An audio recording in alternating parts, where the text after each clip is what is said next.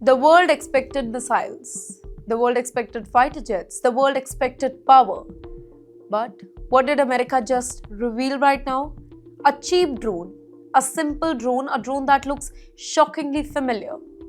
You're watching TimesXP. My name is Riti, and here is a story that is getting more explosive. So for months now, Houthi rebels, backed by Iran, they have been launching Shahed-style drones into the skies over the Middle East. Those drones are slow, they are loud, but they are deadly.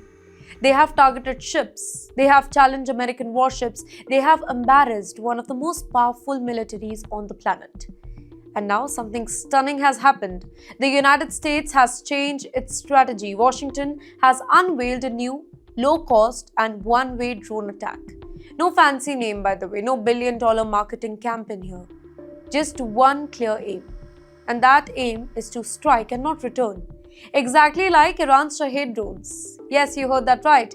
America is now copying the tactic that it once mocked.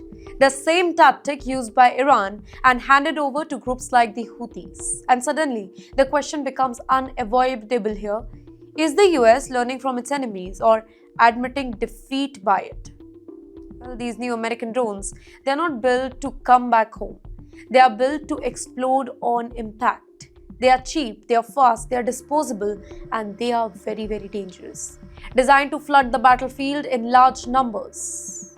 A new doctrine is forming. No longer expensive fighter jets, no longer billion-dollar missiles for every target, but swarms of simple machines guided by AI, crushed by impact. The future of war is becoming smaller, cheaper, and more terrifying here. And the timing, well, it's not accidental either, not at all.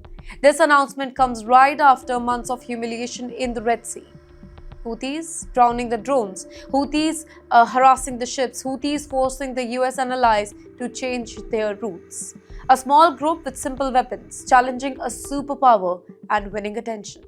And right now the tables are turning, or are they? Because here's the twist. If America uses Iran's tactic and Iran improves its next version, who's really ahead in this drone war? Is this a smart adaptation or maybe a sign of panic? Is it innovation or intimidation? And what does this mean for the entire Middle East? More drones, more shadow warfare, more silent explosions in the night sky. No pilots, no faces, no signatures, just machines, killing machines, talking for the nation. This is not just about drones anymore. This is about a new chapter in warfare.